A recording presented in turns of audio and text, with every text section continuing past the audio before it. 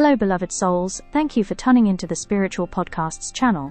This channel is all about good vibes, positive energy, and meaningful conversations. To keep this space welcoming for everyone, we kindly ask that comments stay respectful, kind, and in the spirit of the content shared here. We reserve the right to delete any comments that don't align with this intention. No hard feelings, just protecting the vibe. Thanks for being here and spreading the light. Please be cautious of anyone claiming to represent Spiritual Podcast and asking you for money, donations, or personal information.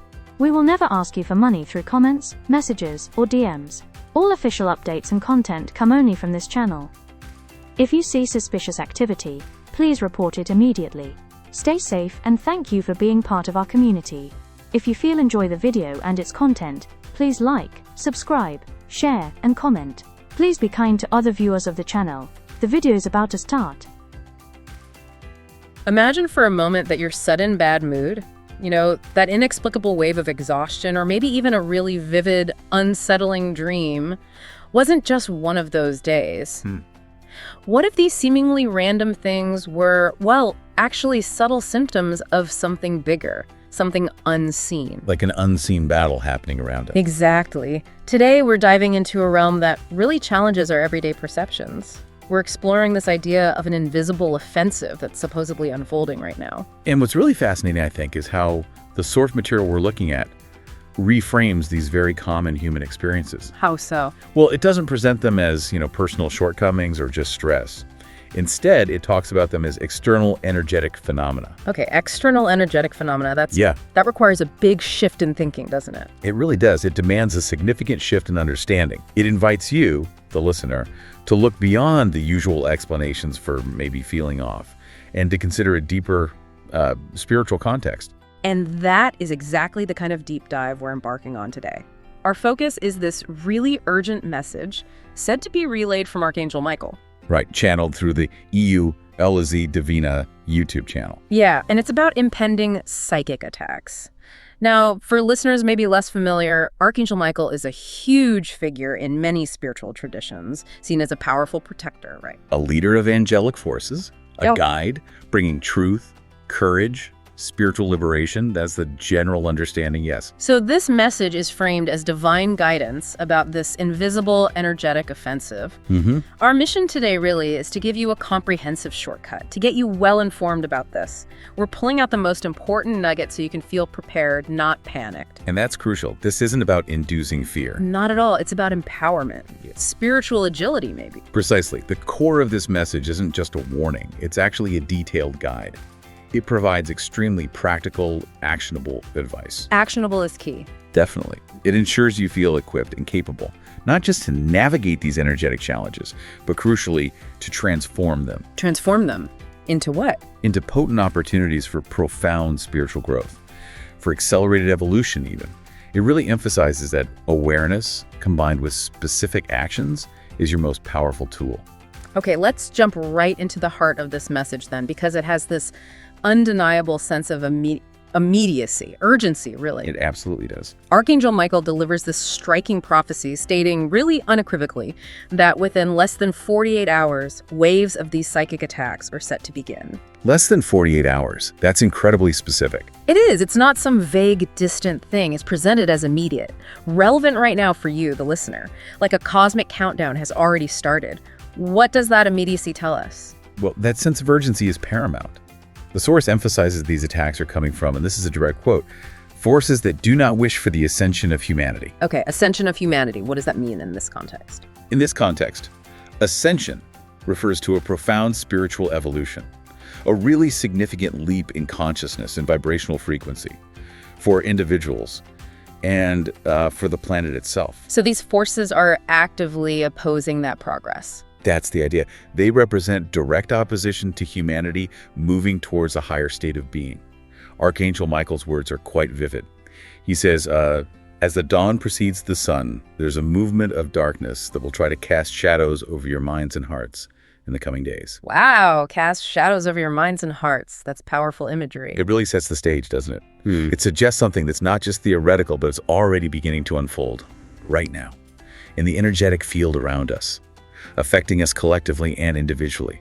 our inner landscapes. So it's a call to immediate spiritual readiness. Exactly. Be prepared now. And what makes this so, well, insidious is that it's not going to be some obvious, in-your-face assault that we can easily point to. No, the subtlety is stressed. Right. The core information tells us the attacks are not explicit. They are profoundly subtle, almost like a whisper in your mind. How do they manifest then? As thoughts that do not belong to you, or emotions that seem to arise without reason, and crucially, doubts that will try to shake your faith and confidence in the light.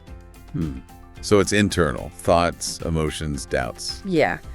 It's like an invisible poison designed to seep into your mental and emotional landscape, making you question yourself, your path. It sounds like a masterclass in energetic psychological warfare, wouldn't you say? It absolutely sounds like that. Yeah. And if we connect this to the bigger picture, it highlights something crucial. What's that? The primary battlefield isn't the physical world, but our inner landscape, mind and emotion. Okay. Which immediately raises a really important question for you, the listener.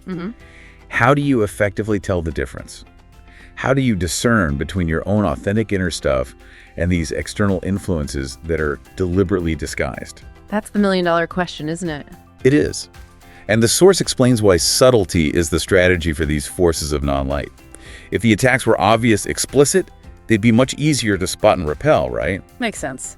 But their insidious subtlety lets them blend in seamlessly with our personal experience, and that often leads to self-doubt. We're misdiagnosing things. Exactly. Misdiagnosing our feelings and thoughts as purely our own.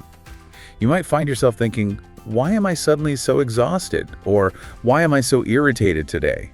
Without ever suspecting an external energetic factor. So the real power isn't in a direct hit, but in how they mimic our everyday struggles. That unexplained fatigue, the sudden irritation, maybe that mental fog we all get sometimes. Precisely. It's brilliant, albeit dark, strategy. It makes us question ourselves rather than looking for an external influence. And the source gives a pretty clear list of symptoms to watch for, right? It does. Very specific things. Things like a sudden extreme tiredness without explanation, or sudden irritation, nervousness, anxiety without a logical cause, even physical stuff like palpitations. And distortions in dreams, or that feeling of a mental fog that will try to impede inner clarity. Right. All things you could easily just brush off as a bad day or stress if you weren't aware of this potential energetic layer. Exactly. So what's the danger if we don't realize where these feelings might be coming from? What's the broader implication?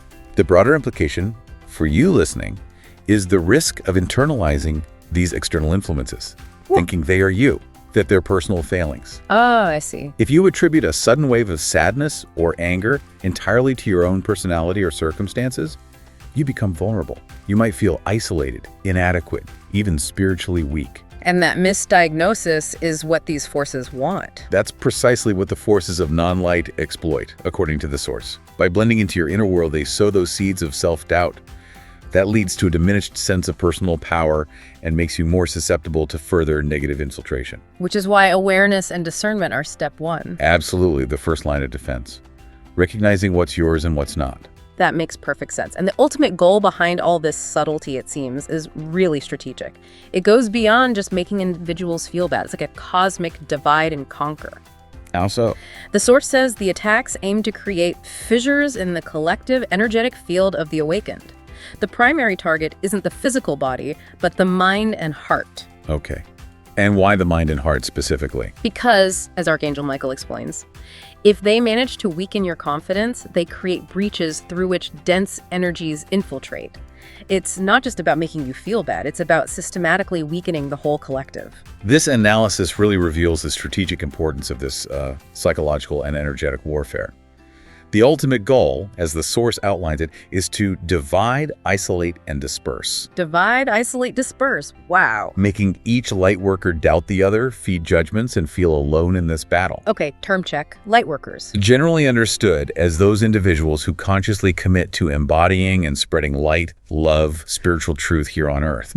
Part of that awakened collective. Got it. So attacking the connections between them is key. Absolutely. Division in any group inherently weakens its strength. Isolation makes individuals feel overwhelmed, vulnerable, much more susceptible to influence. And dispersal. Prevents coordinated action, prevents mutual support. which is critical for spiritual advancement, especially when facing challenges. So for you, the listener, it's vital to recognize that feeling alone, or maybe suddenly doubting people you trust in your spiritual circle. That might actually be a sign of this attack. That's what the source suggests. It could be a deliberate attempt to break your spiritual bonds, rather than a genuine feeling in yourself or others. So the advice is step back, observe, question where those feelings of distrust or separation are really coming from. Exactly. Apply that discernment we talked about. Okay, so if these attacks are designed to be so subtle, blending into our everyday lives, how do we actually recognize them? How do we spot them in the whirlwind? Well, Archangel Michael gives some very specific individual signs, going beyond the obvious physical stuff we mentioned. It's about tuning into those sudden, unexplained feelings, things that just don't align with your current situation or mood. Like what specifically? The source warns, and I'm quoting again, if in moments of peace you suddenly feel a profound sadness, an irritation without reason, or a disbelief that doesn't match your usual faith, know it's external interference trying to disguise itself as something of your own. Wow. No, it's external interference. That's a direct instruction. It is. It's a profound call to self-awareness, challenging you to meticulously observe your inner state. So it's about noticing the suddenness, the lack of a clear trigger. Yes, exactly. What's particularly fascinating here is the emphasis on suddenness and disconnection from your immediate experience. It's about recognizing incongruity. Incongruity, like a feeling or thought that just doesn't fit your usual state or your circumstances or even your core beliefs. Precisely. This encourages a level of self-awareness that's really quite profound. It invites you to question the origin of your internal states, rather than just automatically claiming them as mine. So you become an active observer of your inner world, asking, is Yeah. this really me, or does this feel alien, superimposed? That inner dialogue is the first step in disarming the attack, according to this source, just questioning it. This perspective also dramatically redefines how we think about sleep, doesn't it? We usually see it as passive restorative, but Archangel Michael identifies it as a critical, energetic battlefield. Dreams, specifically, are highlighted as a significant vulnerability. How so? What about dreams? The source says many people will experience disturbing dreams, scenarios of persecution, catastrophe, or failure. Oh dear. That sounds unpleasant. Right. Imagine waking up from a dream like that, so vivid and unsettling it feels almost real. Scenarios of failure, being chased. Yeah. But the source makes it crystal clear. Right. These are not premonitions, but energetic implants designed to sow fear and insecurity. Not premonitions. Energetic implants. That's a strong claim. It is. They're presented as deliberate injections of fear. And crucially, the source gives actionable advice. Upon waking from such a dream, What should you do? you should immediately reclaim your sovereignty and affirm that only pure messages from the source are allowed to reach your subconscious. Reclaim sovereignty. Affirm boundaries. Why? Okay. How does that actually shift the power dynamic, especially with our subconscious being targeted? Well, the recognition itself is an act of reclaiming power. The subconscious mind is highly receptive, right? Especially during sleep. Right. Vulnerable. So these energetic implants are designed to bypass your conscious defenses, to inject fear and doubt directly into your deeper operating system. Sneaky. Very. So by consciously affirming your sovereignty when you wake up, you're actively setting a vibrational boundary. You're declaring, my inner space is sacred, only divine, benevolent energies are welcome here. It's not just positive thinking then, it's an energetic decree. That's how it's framed. It teaches your subconscious to distinguish between helpful guidance and intrusive fear-based programming. And it helps cleanse the energetic residue of the dream so it doesn't poison your waking hours. So it's like consciously managing your inner landscape, asserting your will over that external interference. Exactly. Conscious co-creation with your inner self. Okay, moving beyond the mental and emotional. These attacks can also show up as very real physical symptoms, which could be confusing if you don't understand the energetic root, right? Absolutely. Could lead you down the wrong path entirely. The source talks about an intensification of physical symptoms, things like pressure in the head, specifically in the region of the temples and third eye, The third eye area often linked to intuition. and a weight on the shoulders, or even waves of dizziness or sudden heat. These feel like very specific target areas. They are indeed. This connects to what the source calls the subtle centers being targeted. In many spiritual traditions, these are understood as chakras, Sure. right? Energy points in the body linked to different functions. Right. Chakras. So head pressure near the third eye could correlate with interference with intuition or spiritual sight. That weight on the shoulders might energetically represent carrying external burdens or feeling oppressed. Dizziness or heat could indicate a disruption in your energy field stability or flow. But, and this seems really important, the source gives a crucial caution. What's caution? It says, do not interpret this as immediate illness. Ah, okay. That's vital. Yeah. This distinction is key. It prevents you from misinterpreting an energetic attack as purely a medical condition. Of course, always wise to check with a doctor if you're concerned. Absolutely. Standard disclaimer. But understanding this energetic layer allows for a more holistic response. Includes spiritual protection alongside any necessary physical care. A both-hand approach. Exactly. Now, expanding on that, the source suggests these energies aren't just hitting individuals.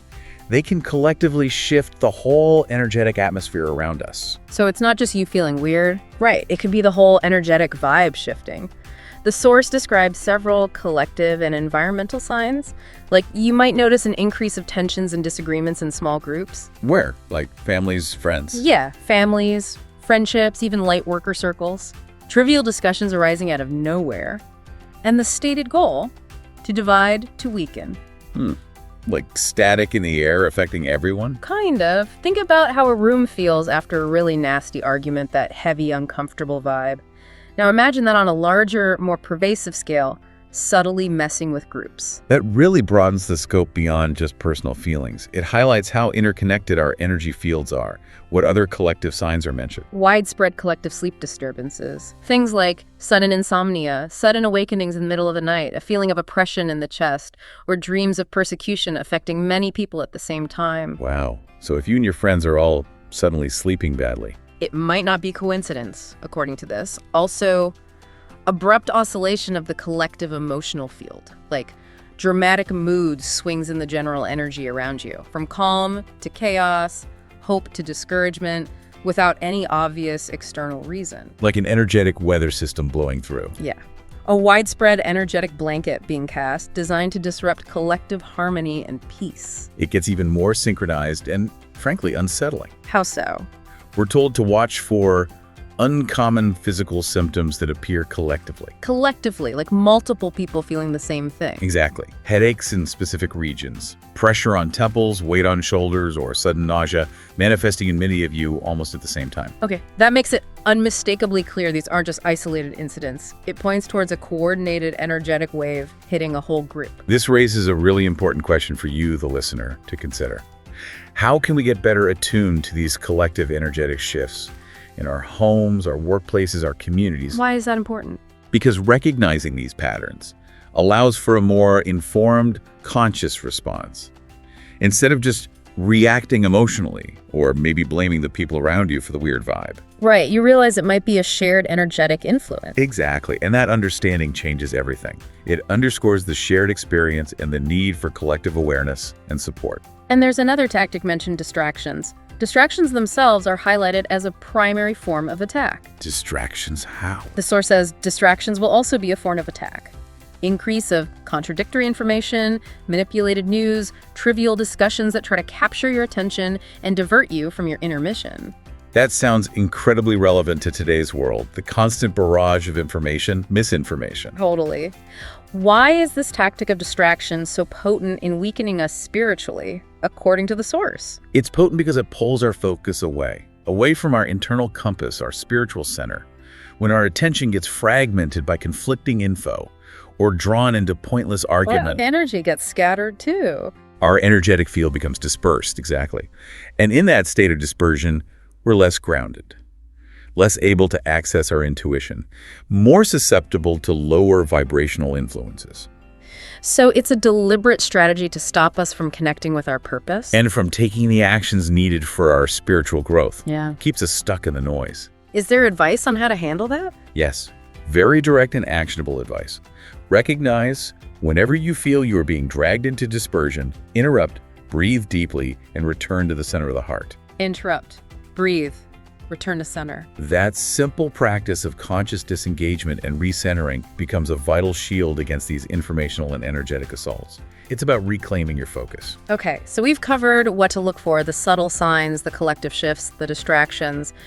But how do we actively defend ourselves? What are the tools? Well, the very first line of defense is described as incredibly simple, yet profoundly powerful. What is it? Simply perceiving that such thoughts and emotions are not yours is already enough to break the manipulation. Just noticing, just the awareness itself. That's what the Source claims. It's about discernment, drawing that clear line in the sand and declaring internally, that's not me, that's not my truth.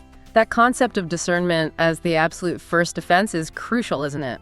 It really is. It's about not internalizing what isn't truly yours, preventing it from taking root in your psyche. So the act of just recognizing the external origin of some weird thought or feeling immediately disarms a lot of its power. That's the idea. It stops it from hijacking your inner state. Then, the Source gives the next step. When a strange impulse arises, Well, you do. you breathe deeply, center yourself, and invoke my presence, meaning Archangel Michael's and that of the Most High. Invoke their presence. Call for help. Yes. And the text continues. The blue sword of truth will instantly dissolve any shadow projected into your field. The blue sword of truth. Okay, we'll Yeah. come back to that. Yeah. But this invocation, it's not just a passive wish, is it? No, it's framed as an active assertion of energetic sovereignty, calling in higher assistance as a powerful co-creative act. It's you partnering with the divine to reclaim your inner space. What really struck me about this section was the practicality of it all, like creating a spiritual force field around yourself and your space. Very tangible steps. Fortifying your sanctuaries, inner and outer. Yeah. For your home, it advises you, shield your homes with prayer, mantras, meditation, and the light of the violet flame. The violet flame that comes up a lot in certain spiritual circles. Right. For listeners who might not know, what makes the violet flame such a potent tool in this context, based on the Source's principles? Well, the Source and many spiritual traditions see the violet flame as a powerful spiritual energy, specifically for purification and transmutation. Transmutation, like changing something from one state to another. Exactly. It's believed to be a unique frequency of divine light that can transmute negative energies like fear, anger, dense psychic stuff into positive ones, restoring harmony and balance. So invoking it for your home is like calling in spiritual alchemy to clear the air energetically. That's the concept. Actively calling in this energy to cleanse and uplift the energetic atmosphere, making it inhospitable to lower vibrations. Conscious energetic cleansing. And it also mentions physical guardians, like crystals. Yes, place crystals in strategic points. White quartz, amethyst, or black tourmaline at entry points, doors and windows. Why entry points? Because these are seen as portals through which energies can try to cross. So the crystals act as energetic gatekeepers. It's not just decoration, it's using Earth's natural tools deliberately. That makes so much sense, connecting the spiritual intent with actual physical practices. It really is like creating a robust, energetic hygiene routine for you and your living space. It is. And it continues with personal protection too, emphasizing consistency. What does it suggest for personal shielding? At night, you should wrap yourself in a mantle of blue gold light, sealing your mind and heart in perfect harmony with the Source. A mantle of blue gold light. Visualization. Yes, a visualization technique that you reaffirm, I am invincible in the light of the Creator. No shadow can penetrate my sacred field. So it's a daily practice, building this multi-layered, reinforced personal shield through consistency. Exactly.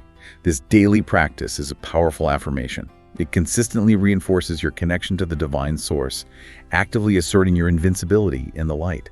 That consistency builds sustained energetic resilience over time, makes your energy field less permeable. Like building spiritual muscle. That's a good analogy. It's a daily spiritual habit that elevates your personal vibration and fortifies your aura. Now let's talk about something Archangel Michael really emphasizes, vocalizing your protection, using decrees and mantras. Ah, yes, the power of the spoken word. Right. The source highlights the power of the word. Every time you identify an attack, you're told to say firmly, I am the presence of invincible light. No shadow has power over me. Say it firmly, out loud. That's the implication. It's not just thinking it, it's speaking it into existence. Using your voice as a tool for energetic declaration. What's the energetic mechanism behind that? Why is the spoken word so effective here? Well, the energetic mechanism, especially when you combine the word with conscious intention and faith, is rooted in vibration. Sound is vibration. Okay. Your voice, used deliberately, becomes a powerful generator of specific frequencies. When you speak a decree like that, you're literally sending out a vibrational signal into the energy field around you. Like an energetic ripple effect. Exactly. The source explains that this act vibrates as a seal of protection. It actively cuts manipulative energetic lines and draws in angelic reinforcement. It's the conscious activation of your will, using sound to shape your energetic reality. It's not just a request, it's a command. That's how it's presented, a command that rearranges your energetic environment. And Archangel Michael provides incredibly specific decrees for this, really powerful statements. What are they? First, the decree of protection of the blue sword. I am protected by the flaming blue sword of Archangel Michael. No shadow can approach, no contrary energy can touch me. I am the invincible presence of light on earth. The flaming blue sword again. Yeah. Powerful imagery. And you're meant to visualize a wall of blue fire around you, with the sword cutting invisible ties. Okay, what else? Then there's the decree of shield of divine fire. A circle of blue fire envelops me now. Shield of protection. See my being in God. Nothing that is not love can enter, nothing that is not light can remain. So it is, so it shall be eternally. A circle of blue fire, sealing your being. Very protective language. And finally, the decree of breaking invisible chains. With the sword of Michael, I cut, I release all invisible chains, all manipulations and illusions. I remain free, sovereign, and integral in the light. Cutting and releasing. Free, sovereign, integral. These are very direct. You mentioned visualizing the blue sword or the wall of blue fire. How does that create a tangible, energetic effect? Is it just symbolic? Or is there something deeper where our intention shapes reality? That's a great question. What's your take based on the source's perspective? Well, while the imagery, the blue sword, the fire is symbolic, the power seems to lie in the focused intention and conscious visualization behind it. So thought creates energy. In energetic terms, yes, thought is a form of energy. When you visualize with clarity and strong intent, you're directing your conscious will to create a specific energetic construct. Okay, and the blue fire? The blue fire represents a purifying and protective frequency, often associated with Archangel Michael's energy in these traditions. By visualizing that wall of blue fire, you're actively building an energetic barrier, vibrating at a frequency that's supposedly inhospitable to lower, shadowy energies. And the sword? The blue sword isn't physical, obviously. It's an energetic tool for discernment, for separation. Yeah. Allowing you to mentally and energetically sever ties with unwanted influences. It's conscious co-creation.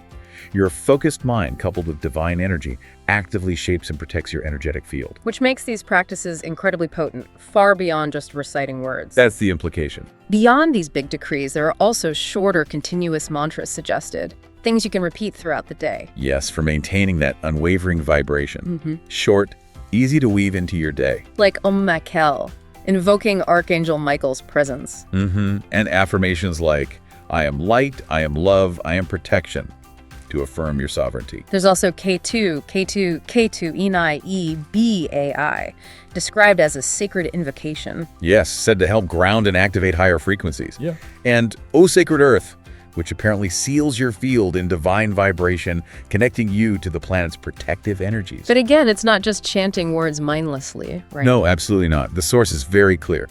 It's not rote repetition. It's the faith and intention that sustain each word that truly generates the power. Faith and intention. It implies conscious engagement, a deep belief in the words and the energy they invoke, which brings up that question again about the energetic physics of sound and intention. When you repeat these mantras with conviction, you are literally vibrating at a higher frequency, creating an energetic signature that acts as a repellent to lower vibrations. It's conscious co-creation again, using sound and sustained intention as profound tools. And you can integrate this even more deeply with breathing. Yes. You're instructed to inspire deeply, visualizing blue light filling your body. Hold for a few seconds, feeling this light expand, and upon exhaling, decree firmly, sending the vibration as a wave that repels any shadow around. Wow, so it's a full body, full mind, full spirit approach to energetic defense. That's exactly how it's presented, holistic and active. Okay, let's zoom out again, because these psychic attacks, as the source says, are not just individual, but collective. Hitting groups. Exactly. They're described as structured and energetic waves projected to hit entire groups of awakened souls at the same time, creating similar patterns of doubt, fear, or discouragement across many people. Like an artificial cloud cast over the collective consciousness. That's a striking phrase. It is. So when you're feeling that sudden wave of despair or doubt, it might not just be your personal cloud.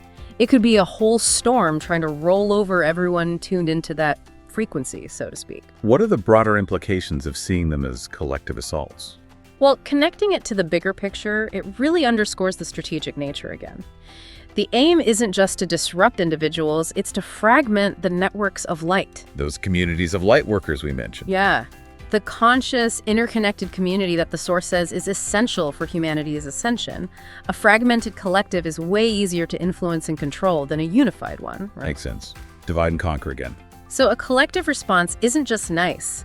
It's critical for resisting these broad energetic waves. The opposing forces seem to understand the exponential power of unity. But what truly stands out here is the emphasis that togetherness isn't just comforting. It's a vital strategy, a powerful defense. Right. Archangel Michael stresses, the union between awakened souls is not just an effective choice, but a spiritual strategy. A spiritual strategy. Interesting. And get this, when two or more unite in the name of light, a geometric field of protection is created that exponentially multiplies each one's frequency. Exponentially multiplies frequency. Wow. The analogy used is beautiful. A single flame can waver, can be extinguished, but together it becomes a bonfire impossible to extinguish. That's powerful. Combining individual lights into one massive, unyielding beacon. Can you elaborate on this idea of a geometric field of protection? How does it multiply frequency? What's your understanding of that concept from the Source's view? It speaks to the power of synergy in spiritual work. Rooted in principles may be found in sacred geometry and resonance. When awakened souls unite with a shared high vibrational intention. Like focusing together. Yes. Their individual energy fields don't just add up. They harmonize. They align. They create a more complex, structured, and powerful collective field, that geometric field. Like tuning forks. Exactly like tuning forks. When one vibrates, it can cause another nearby, tuned to the same frequency, to vibrate too. When you intentionally bring multiple forks into resonance, their combined energy is far greater, far more stable than just the sum of the parts. So this collective field acts as a much stronger shield. An unbreakable vibrational mesh, as the Source calls it. It amplifies individual frequencies and makes the whole group less susceptible to lower frequency attacks. It's active, conscious co-creation of energetic resilience together. Truly inspiring how unity literally amplifies strength. And the Source gives practical steps for building this union, right? Yes, very concrete practices. First, alignment meetings. Just brief moments to consciously send light to each other, creating that energetic network even if you're physically apart. Okay, like remote energy work. Then, synchronized codes of union. Repeating those decrees or mantras together at the same time to generate that unbreakable vibrational mesh you just described. Synchronized intention. Powerful. And this one seems crucial. Compassionate listening. When fellow lightworkers show weakness or seem to act out, What should you do? do not judge them. Understand they may be under psychic influence. Offer words of light, a look of compassion, a silent prayer. This feels incredibly important for stopping that division tactic. Is absolutely essential for maintaining the collective's integrity, especially when under attack. Judgment is a low-frequency emotion, right? It creates those energetic cracks, plays right into the enemy's strategy. Whereas compassion? Compassion is high frequency. It strengthens bonds, offers energetic support, helps neutralize the negative influences hitting the other person. By responding with compassion, you protect the individual and fortify the whole group against more fragmentation. So it's active defense through empathy. In a way, yes. There are also affirmations of unity mentioned, replacing distrust with statements like, I am one with all children of light, nothing can separate us. And a chain of gratitude. What's that? Daily sending mental gratitude to one person in your spiritual circle. The Source says this creates golden cords, uniting your energetic fields. Very active ways to build a robust, interlinked collective defense. But the truly amazing part, maybe the most reassuring, is the assurance that we are absolutely not alone in this. The celestial backup. Exactly. The Source reveals none of these psychic attacks are prepared without the celestial hierarchy being aware. Nothing goes unnoticed by the light. It paints this picture of a vast, ever-present celestial alliance actively involved. For listeners, what does celestial hierarchy mean here? Good question. In this context, It generally refers to the structured orders of angelic beings, ascended masters, other benevolent high-dimensional intelligences, beings who serve the divine plan for cosmic evolution, including Earth and humanity, Overseers, active participants in cosmic balance and spiritual progress. And they're actively involved in this. The source specifies a vast movement of legions of angels working together to neutralize, dissipate, and transform the approaching waves. Legions of angels. Wow. Where are they? What are they doing? Strategically positioned. Angel armies around large urban centers protecting vulnerable points. Others anchor light directly into the heart of the planet and sacred regions, literally infusing Earth with stabilizing high-frequency energy. That's incredible. It even describes authorized direct interventions in timelines where there's a risk of vibrational collapse. Direct intervention, what would that feel like? You might experience it as a pressure being suddenly relieved, or a sudden wave of calm and clarity washing over you unexpectedly. These are called signs of our direct intervention. So, sudden moments of grace amidst the pressure. Exactly. And listen to this during sleep. Many will apparently be taken in spirit to healing chambers. Healing chamber. Yes, where their subtle bodies will receive adjustments, their frequencies restored, and protection codes inserted into their energetic DNA. Okay, that's profound. Energetic DNA, protection codes. What are those in this framework? How would you define those? Energetic DNA could be understood as your unique spiritual blueprint. The intricate energetic structure defining your soul's identity, mission, vibrational resonance. Distinct from physical DNA, but fundamental. And protection codes. Essentially, high-frequency energetic templates. Instructions inserted into that blueprint, designed to strengthen your aura, enhance natural defenses, align you more perfectly with your divine origin, like an internal upgrade, making you more resilient from your core structure. An energetic software update? Kind of. And the source adds that collective attacks are monitored in real time by the legions of light, with immediate reinforcements sent where needed.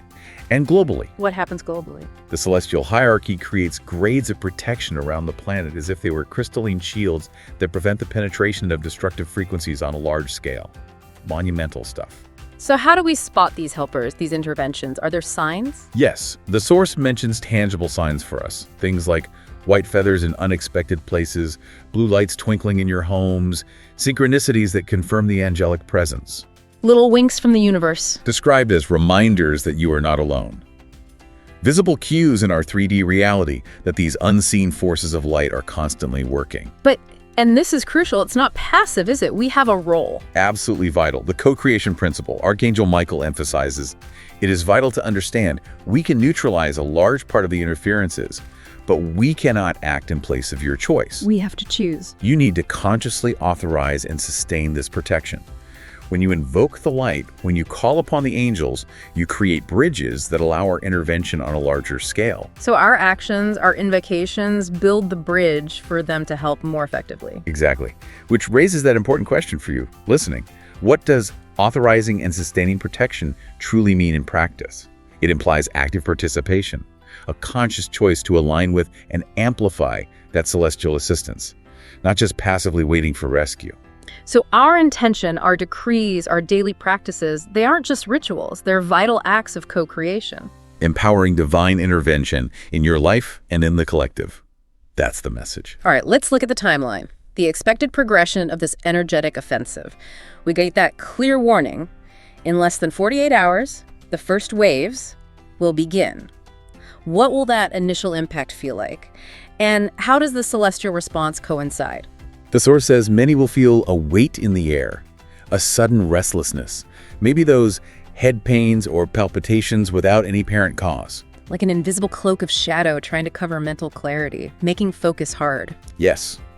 But simultaneously, there's that immediate, powerful celestial counter-response. Right, the angels. Archangel Michael assures that millions of warrior angels will be positioned around the planet, creating columns of blue fire in strategic points. Columns of blue fire, wow. So as you, the listener, experience those initial attack effects, you might also feel distinct signs of this angelic intervention. Like what?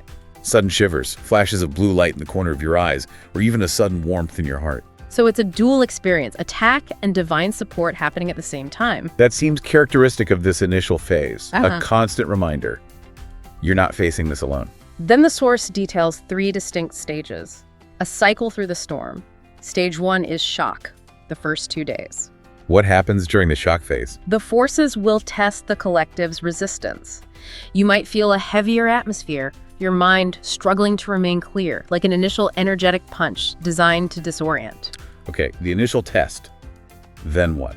Stage 2, aggressive exploitation. This is after the initial impact, described as a more aggressive movement. How is it more aggressive? Manipulation waves will try to explore the emotional weak points of each awakened being. This is explicitly called the most critical moment. Why critical? What's the aim? To break union and plant the feeling of powerlessness. This stage is where attacks get more personalized, probing your individual vulnerabilities, where your specific fears or doubts might get triggered. So this is when those feelings of doubt and isolation are meant to hit hardest, where they aim to crack your spiritual foundation. Exactly. But paradoxically, Archangel Michael says, it is precisely then that the intervention of the celestial hierarchy will become even more evident. More evident how? You'll start noticing small sparks of light, sudden inspirations to pray or decree, sensations of warmth in the heart, or a wave of tranquility that arises from nowhere. So even at the peak of the attack, the light breaks through, offering direct support, reassurance. Yes. And then, after enduring these intense phases, we move into stage 3, energetic stabilization. This comes after 4 or 5 days. Stabilization, what does that involve? During this period, the legions of light, in cooperation with awakened ones, will have neutralized a large part of the dense waves, a turning point. Yes, and the impact on the collective is profound. The human collective that remained firm will perceive an inner opening. The mind will be cleaner, as if veils were removed. Clarity returns. That sounds like relief. Definitely. The heart will feel relief, a greater space for gratitude and love, and intuition will become sharper, making it easier to discern truth from manipulation. So this whole phased approach, it sounds like an initiation process. It really does. The challenges aren't endless. There's a clear trajectory towards a stronger, clearer state. It's a testament to resilience, right? Yeah. And the transformative power of consciously engaging with these challenges, not just passively enduring them. And it gets even better. As stabilization happens, many will receive codes of light directly from the celestial hierarchy, More codes, what are these for? specifically designed to strengthen protection and mission. They'll arrive as intuitions, synchronicities, visions, or energetic discharges. So the challenges aren't just survive, they become a catalyst for accelerated spiritual downloads and empowerment. Yes. It implies these difficult periods are designed to bring about greater awakening, like a spiritual crucible. And the neutralized attacks leave behind this open vibrational space, as if old layers of density were torn from your fields. Cleared space. But that space must be consciously filled with light, consciousness, and expansion. This is where the real growth happens, transforming pressure into profound spiritual power. So the attack isn't just something to survive, it's fuel, an opportunity for a massive spiritual growth spurt, turning pressure into power. Precisely. And Archangel Michael gives 5 specific instructions for this expansion phase, emphasizing that you, the listener, must actively participate in filling that newly cleared space. What are the instructions? First, anchor new frequencies immediately. Meaning, don't just relax into distraction when the pressure eases. Instead, meditate, decree, pray. Actively fill your energy field with these new, elevated vibrations. Be proactive in anchoring the light, okay? Second, reaffirm your mission daily. Remind yourself, I am here with purpose. I chose to serve the light. Nothing can pull me from my path. Reinforces your commitment. Good. What's third? Third, transform what you felt into wisdom. Ask yourself, what fears arose? What sensitive points were touched? These experiences aren't weaknesses, they're revelations. Revelations. They become a clear map of vulnerabilities that you can now consciously transmute into strengths, turning every challenge into a lesson for self-mastery. That's incredibly powerful. Using vulnerabilities as a guide for growth. What's fourth? Fourth, reinforce the network of union. Reconnect with others, share perceptions, decree together, celebrate the partial victory of light. Really emphasizes that collective strength again. Individual wins boost the whole community. Makes sense. And the fifth? Fifth, open to new codes. Pay attention to those repeated numbers, luminous dreams, or sensations of being instructed on subtle planes. These are those codes from the celestial hierarchy you're now more open to receiving because the interference has been cleared. Okay, be receptive to downloads. And crucially, this individual growth has a collective impact. Each individual expansion will not be limited to the personal field, but will reverberate in the Earth's energetic matrix. The Earth energetic matrix, like the planet's energy field. Yes, the interconnected web of energy underlying the planet and all life. Each individual victory is a collective victory. This collective strengthening will be essential for the greater announced events. So our personal work directly impacts the planetary shift. That's the profound connection being made. Okay, let's connect all these invisible battles, these energetic skirmishes we've been talking about, to the bigger picture, to what's unfolding in our tangible world. How do they connect? The Source reveals a fundamental principle. What happens on the invisible planes always precedes what will manifest in the physical world. The unseen precedes the seen. Exactly. Which implies these psychic offenses aren't random. They're described as the last attempt at containment before certain truths are exposed on a large scale. Containment of what? Of the light, essentially. The Source says the forces that still try to keep humanity in vibrational captivity know they cannot stop the flow of light. So their strategy: What is? to weaken the messengers, disperse the awakened, and cloud clarity at the moment revelations come to light. Try to disrupt the reception of truth. Wow. That frames our current global situation in a very specific energetic context. How can understanding this unseen struggle help us prepare for the dramatic shifts we're seeing? Well, how do you see it helping? Understanding this context is critical, I think. It provides a spiritual lens to interpret world events. It shifts your perspective from feeling maybe overwhelmed by seemingly chaotic, unrelated stuff, Right. to recognizing it as part of a larger, coordinated spiritual narrative. This insight helps you, the listener, stay grounded and discerning amidst what looks like increasing turmoil. So it prepares you by showing the why behind things, framing the psychic stuff as a precursor to physical revelations. Exactly. When you know the nature of the game, you're less likely to be blindsided, more equipped to respond consciously. This is massive. Archangel Michael connects these subtle attacks directly to real, tangible changes by outlining 3 major lines of revelation that are coming, basically pulling back the curtain. What are these lines of revelation? First, the fall of manipulation structures. It says, systems that for centuries sustain themselves through illusion will begin to show their cracks publicly and undeniably. Publicly and undeniably, like hidden things coming Yes. Information once classified will be exposed through accessible means to all documents, declarations, and unexpected events. A systemic unraveling. This points to a collective awakening to hidden truths, doesn't it? Challenging old narratives, power dynamics in government, finance, society. And our inner work helps us handle that. That energetic clearing individuals achieve by overcoming psychic attacks is essential.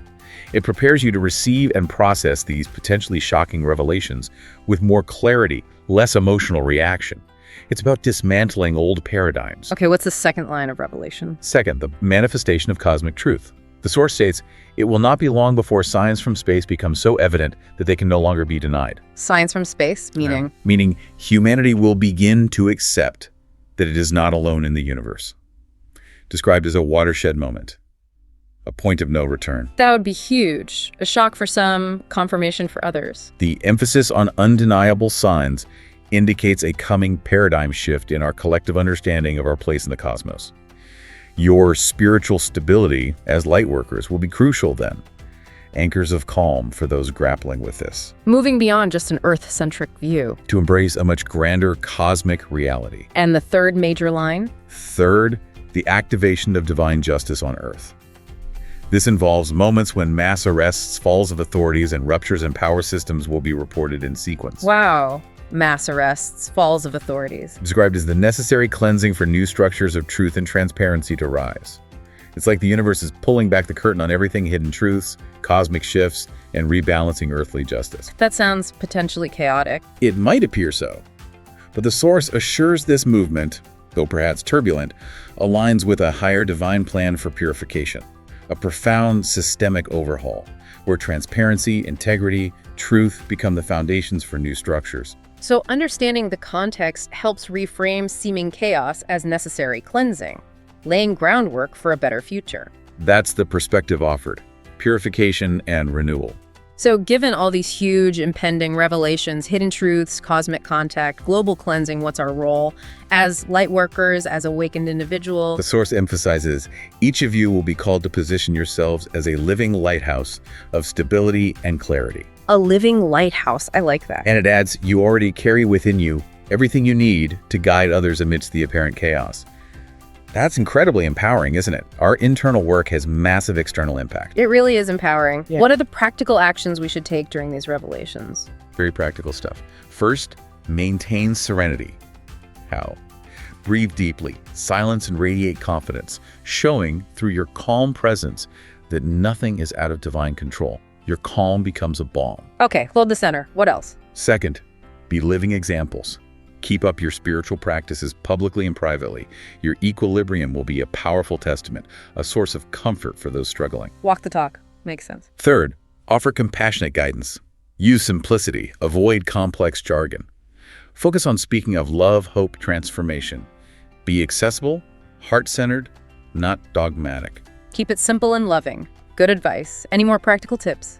Yes, protect your home's frequency. Turn your home into a physical beacon. Elevated music, constant prayer, candles, crystals, decrees, make your space a high-vibe haven. Create sanctuary. And finally, unite in small groups. Strengthen each other in circles of prayer, decrees, meditation. Lean on that collective support. So these are very concrete ways to contribute to collective stability while keeping our own balance. Yes.